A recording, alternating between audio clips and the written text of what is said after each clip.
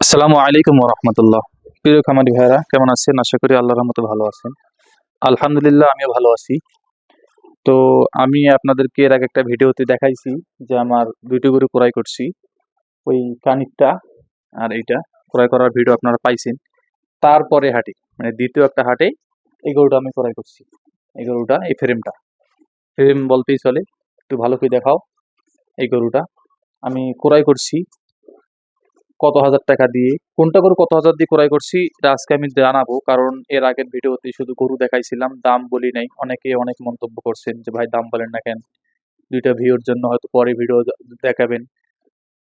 তো ভাইয়ের উদ্দেশ্যে এই কথা যে শুধু যদি দাম বলি, গরু আদা মাদা দেখেন, অল্প একটু গরু দেখেন আর দাম শোনেন, অনেকে অনেক মন্তব্য করেন। আজকে এই জন্য যে পুরো ভিডিও মধ্যে আমার পুরো গরুর ভিডিও দিব, কোন গরু কিরকম কিরকম দাম পড়লো, কি দেখি গরু কিনলাম, বিস্তারিত বললে তখন আপনারা বুঝতে পারবেন। তো প্রথমে এই গরুটাই দেখাই আমি। এই গরুটা কিন্তু আমার 1-2 দিন পরে কেনা। তো এই গরুটা এই দেখেন, আমার হাইট দেখেন, এই গরুটা দেখেন আর আমার দেখেন। আমি হচ্ছে 6 ফুট 7 ইঞ্চি, কিন্তু আমার হাত এই দেখেন দিলে এই যে গরুর একদম সোজাই হাত, মানে কতটা হাইট, কত বড় একটা ফ্রেম। এই ফ্রেমে মনে করেন যে 7-8 মণ মাংস ধরা কোনো ব্যাপারই না, যদি ভালো মতো মাংস ধরা যায়। একদম বিশাল বড় ফ্রেমের গরু। এই গরুটা আমি ক্রয় করছি হচ্ছে 93,000 টাকা দিয়ে। এই গরুটা আমার কেনা দাম পড়ছে 93,000 টাকা। 600 টাকা লেখাই আর 400 টাকা গাড়ি ভাড়া, মোট 1,000, তাহলে পড়লো 94,000 টাকা। এই গরুটা আমার। গরুটার দুধ হচ্ছে 4 লিটার দুধ হয়। দুধ দোয়াইতেছি 4 লিটার। হয়তো 15-20 দিনের মধ্যে দুধটা বসাই দিব। আর দোয়াবো না, কারণ দোয়াইলে গরু চেহারা হবে না। কারণ আমি তো দুধের জন্য গরু আনিনি, আমি আনছি মাংস ধরার জন্য। তবে গরুগুলোর সমস্যা আছে যে এত বড় একটা গরু, যদি এই গরুটা শুধু গাব গাব করে বিক্রি করলে অনায়াসেই 1.5 লাখ টাকা। আর যদি ফাটা গাব মানে 8-9 মাসি গাব করলে আপনার 2 লাখ টাকা, যে বড় ফ্রেমের গরু।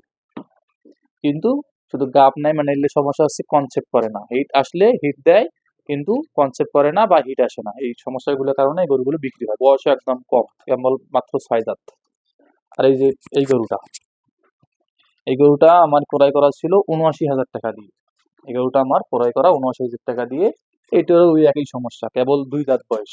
মানে প্রথম বিয়ান, প্রথমবার একটা বাচ্চা দিচ্ছে, তো 2 দাঁত। দুধ এখনো হবেই, দুধ দোয়াইলে দুধ হবে, কিন্তু সে দুধের মধ্যে হাত দিতে দেয় না। মানে দোয়াবদ্ধ সে হাত দিতে দেয় না, নিজের থেকে পা নাড়তেছি। এই সমস্যা, দুধ দোয়ালে দুধ হবে, দুধ আর কি পরে পরে যায়। দুধ দোয়াই না, কারণ আমার তো দুধের দরকার নেই, দুধ এমনি বসে যাক, ওইটা আমি চাই। তো এই গরুটা আমার করা হলো 79,000 টাকা, বয়স কেবল 2 দাঁত। এই গরুটাও এই গরুটা ওই সমস্যা একটাই যে দেখা যাচ্ছে যে হিট কনসেপ্ট করে না বা হিট আসে না এরকম। তাছাড়া এই গাভীগুলো এইভাবে বিক্রি করার কোনো কারণ নেই। মোটামুটি ভালো পার্সেন্টের গাভী। এটার থেকে যেটা আগে দেখাইলাম ওইটা আরো ভালো পার্সেন্টের। তো এটা হলো 2 নাম্বার গাভী। 3 নাম্বার গাভী, 3 নাম্বার গাভী হচ্ছে এই পাশে। 3 নাম্বার গাভী হচ্ছে এইটা। এটা আমার 3 নাম্বার গাভী।